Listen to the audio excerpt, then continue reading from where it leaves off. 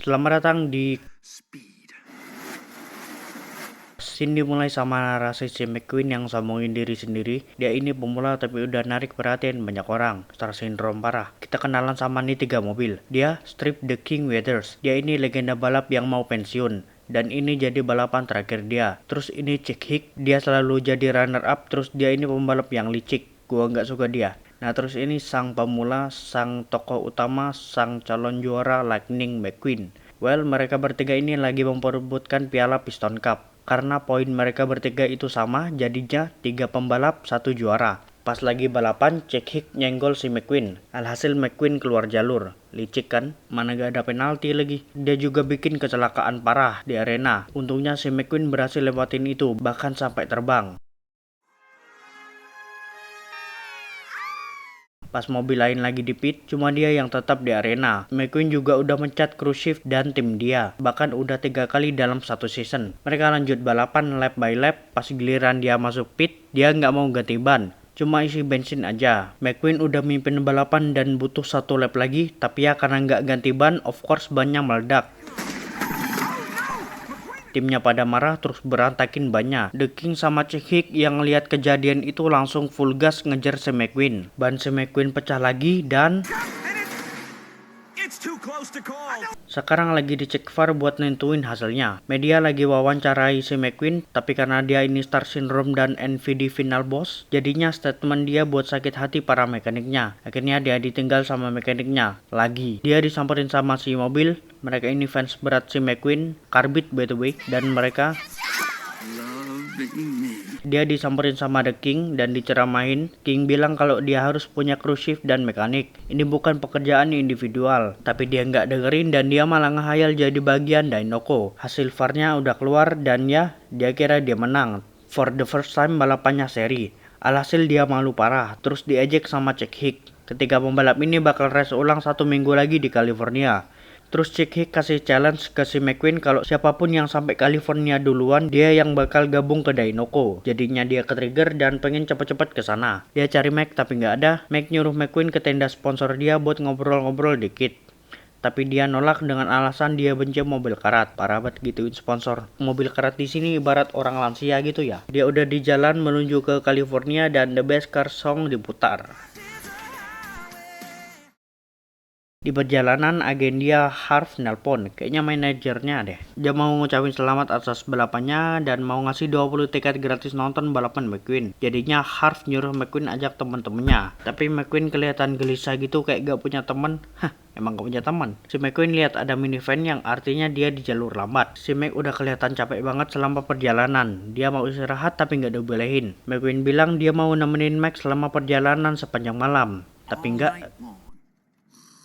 Dia tidur. Mac juga kadang microstrip dikit. Dan the best scene in the Cars movie begin.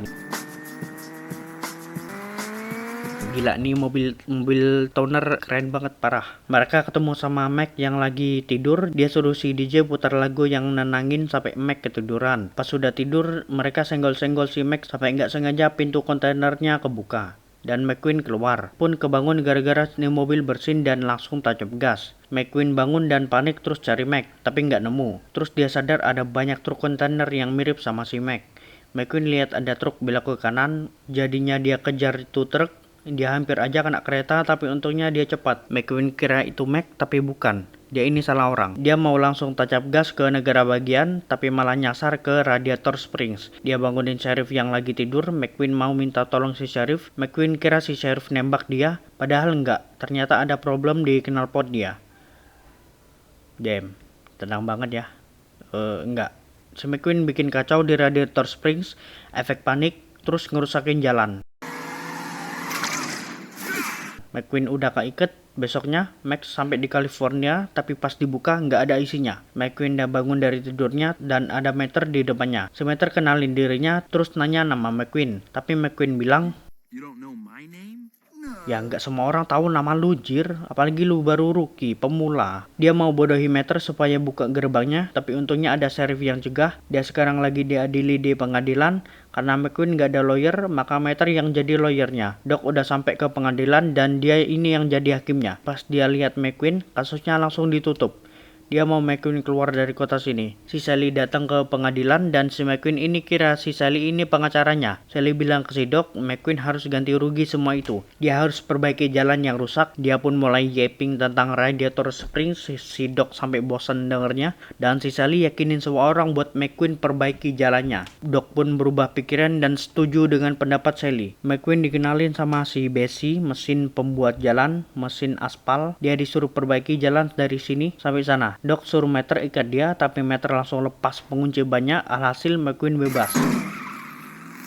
Tapi nggak lama, bahan bakarnya habis karena disedot sama si Sheriff. By the way, lu gimana nyedotnya dah?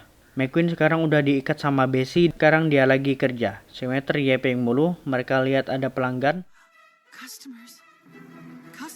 Si Sally tanyain, tapi mereka sama kayak McQueen, nyasar. Mereka juga mau ke negara bagian. Mereka ditawarin servisnya Radiator Springs gitulah ya. Literally kayak gimana nggak kabur coba. McQueen dengar dari radio kalau Chick Hick udah sampai di California. Jadinya dia harus buru-buru selesaiin tugasnya. Tugasnya selesai cuma dalam waktu 1 jam. Kaget dong mereka. Mereka lihat jalannya, bentuknya nggak beraturan, kacau. Pas dipakai jalan sama si Meter, alatnya pada keluar anjir. Si Sally ngomong gini. Terus dijawab, damn, you're so mean dog. Of course mereka nggak setuju dan McQueen harus ulang pekerjaannya dari nol. McQueen lagi-lagi sombongin dirinya bilang kalau dia ini mobil balap dan nggak cocok di tempat ini. Dia ditantang sama si Doc balapan. Kalau McQueen menang, dia yang bakal gantiin pekerjaan McQueen. Tapi kalau Doc menang, McQueen bakal ulangi gaweannya. Balapannya mau dimulai, to be honest gue udah lucu bejir. Wujud asli tifosi. Sheriff nyuruh nyalain mesinnya. Start, McQueen tancap gas, tapi Doc malah diam aja. Doc udah tahu apa yang terjadi, jadi dia suruh Meter ikut sama Doc buat lihat McQueen. McQueen slick pas mau nikung dan crash. McQueen kalah, jadinya dia perbaiki jalannya. Keesokan paginya baru beberapa jalan yang beneran selesai. Dan kali ini jalannya beneran mulus. Doc cari McQueen di mana dan dia ketemu sama si Sheriff. Katanya McQueen kehabisan aspal, jadinya dia suruh Sheriff jagain si McQueen latihan balap. Doc samperin Sheriff buat ganti jaga McQueen. Terus disetujui sama si Sheriff. Doc bilang ke McQueen kalau aspal berbeda dengan pasir. Doc juga ngajarin teknik buat ngedrift, tapi seperti kebanyakan anak muda, McQueen ngeyel. McQueen pun pergi sambil misu-misu, karena nggak mau dengerin omongan Doc. McQueen coba sekali lagi, tapi McQueen balik kerja ngaspal jalan dan kali ini dia ngomong sendiri. Lizzie bilang kalau dia bakal dianggap gila kalau ngomong sendiri. Penduduk Radiator Springs lagi renovasi tokonya supaya lebih matching sama jalan barunya. Sheriff suruh Meter ronda jagain McQueen malam ini.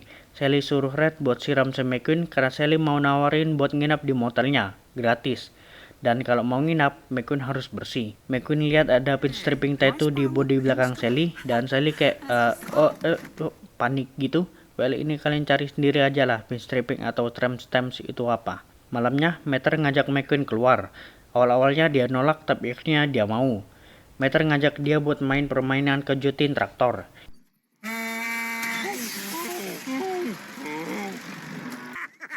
Girang banget. Giliran McQueen, tapi dia bilang dia nggak punya klakson. Terus dia diejek sama si Meter. Dia pun punya ide buat bangunin traktornya, tapi dia malah nggak sengaja bangunin semua traktornya.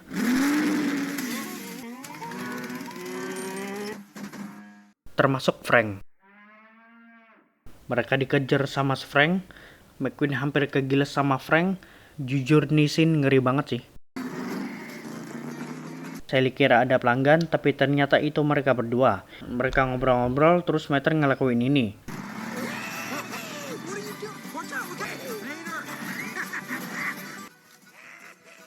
Meter tanya apa pentingnya balapan itu bagi McQueen. McQueen bilang itu bukan hanya tentang balapan, itu tentang kejuaraan Piston Cup. Karena kalau McQueen juara, dia akan jadi rookie pertama yang berhasil juara. Terus mimpinya bakal terwujud, sponsor bagus, naik helikopter, gak ada lagi sponsor obat salep bumper, gak ada lagi mobil berkarat. Meter bilang kalau dia juara, dia mau naik tuh helikopter. Dan Meter baru saja membuat kesepakatan yang bagus dalam hal memilih teman. Mereka udah balik buat tidur. McQueen ke motel si Sally kejutin si McQueen. Sally dengar percakapan mereka yang ngomong tentang helikopter itu. Dia tanya, Apa McQueen bener-bener mau wujudin mimpi Mater atau cuma janji aja? Keesokan harinya, McQueen mimpi lagi dikejar Frank. BTW ada deleted scene-nya loh, lu bisa cek video gue yang ini. Sudah gue jelasin. McQueen kebangun dan cari si Sheriff.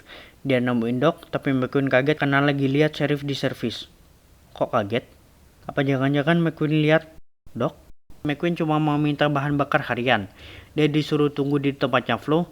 McQueen kesal, dia tendang kaleng ini sampai masuk ke gudang. Dia cek di gudang ada apa, ternyata itu gudangnya Doc. Dia kaget karena lihat ada piston cup. Lebih kagetnya lagi ada 3 piston cup. Lebih kagetnya lagi ada Doc. Doc usir si McQueen dan suruh tunggu di tempatnya Flo. McQueen ke tempatnya Flo, mereka lagi kumpul-kumpul. McQueen tanya apa mereka tahu pembalap terhebat Doc Hudson, tapi diketawain. Mereka nggak percaya. Bahkan si Flo ngomong nggak percaya gitu sama si omongan si McQueen. Ya memang Doc rahasiain dari mereka sih. Sally isi bensin McQueen dan ajak jalan-jalan McQueen biar nggak suntuk. Si Sheriff siaga siapa tahu McQueen mau kabur. Ternyata nggak, dia beneran ikut Sally.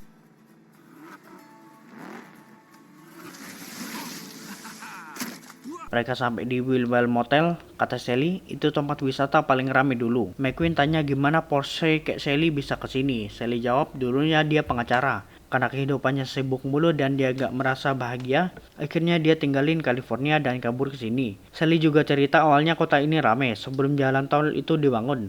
40 tahun yang lalu mobil-mobil yang mau ke kota lain harus melewati banyak jalan, melewati bukit, turunan, dan mereka ke Radiator Springs buat istirahat, melepas penat, ngisi bensin, ganti ban. Bisa kita lihat meter masih biru di sini, belum karatan, masih gadis. Demi menyikat waktu berkendara, dibuatlah jalan tol hingga perlahan Radiator Springs dilupakan.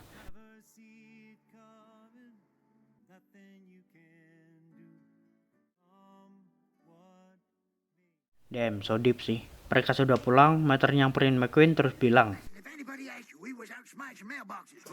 karena entah kenapa nih traktor pada lepas semua. Mereka pun kalang kabut ngatasi traktor itu. Ada satu yang keluar dari barisan, tapi McQueen gak sengaja lihat si Doc. Akhirnya McQueen lihat Doc balapan.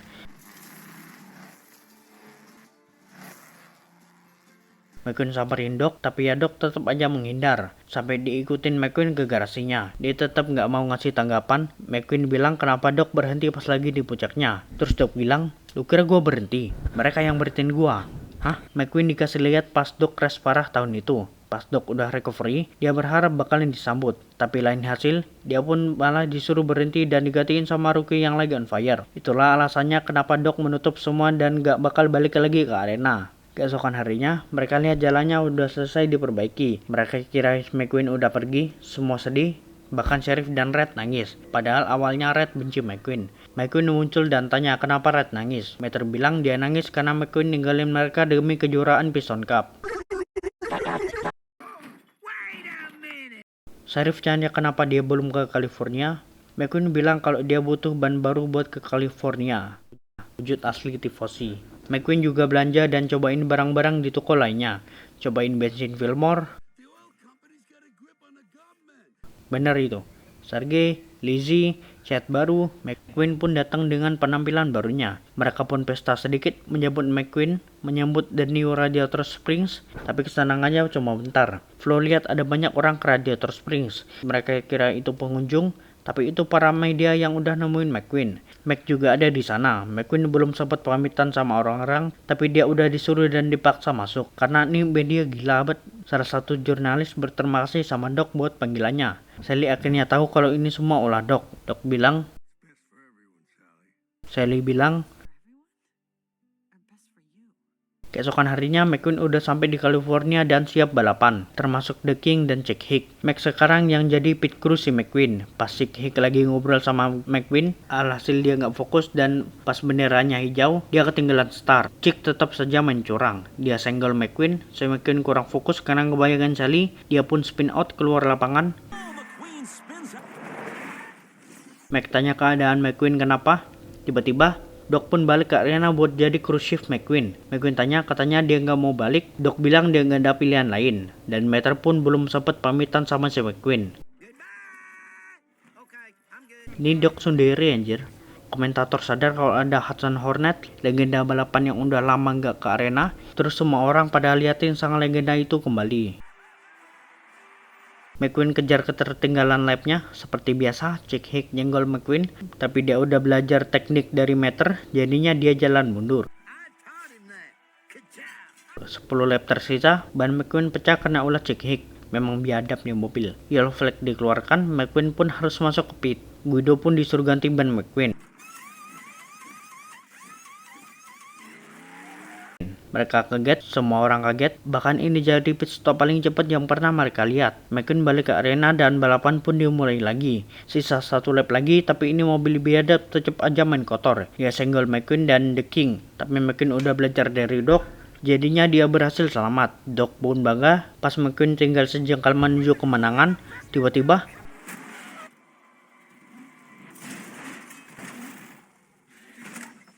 McQueen yang lihat itu pun langsung keinget sama si Doc. Jadinya dia berhenti dan merelakan piala piston itu ke Chick Hicks. Semua langsung hening, kecuali Chick. McQueen samperin The King dan dorong sampai ke garis finish. Barulah orang-orang pada bersorak. Pas di podium, Chick pun yang paling asik sendiri. Orang-orang pada buuin dia, bener-bener gak tau malu nih orang. Orang-orang malah pada respect ke The King dan McQueen.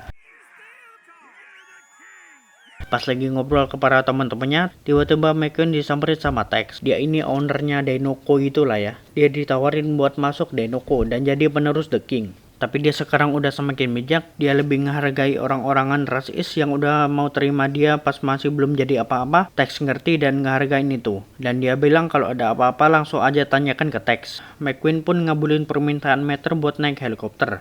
Luigi dan Guido lagi ada di tokonya dan mereka disamperin sama Michael Schumacher yang asli. God damn bro, untung aja pas itu Ferrari lagi jaya-jayanya. Coba kalau sekarang. Oke, filmnya tamat, tapi sebelum gua tutup, gua mau bahas sedikit yang ada di akhir filmnya. Pada akhirnya, Radiator Springs jadi tempat tinggal tetap McQueen bareng teman-temannya. Yes, akhirnya dia punya teman, dan juga berkat McQueen, Radiator Springs ramai kembali. Willwell Motel juga dibuka kembali, dan sejarah semua yang berhubungan sama Doc dimuseumkan. Sheriff juga dapat mangsa lagi, yaitu mobil toner yang bikin Mac tidur. Mereka disuruh narik besi juga. Mereka juga sempat nobar filmnya Toy Car Story, Monster Truck Inc., sama A Bug's Life, A Car Life. Oke, thanks yang udah nonton. Love y'all, stay hydrated, and bye-bye.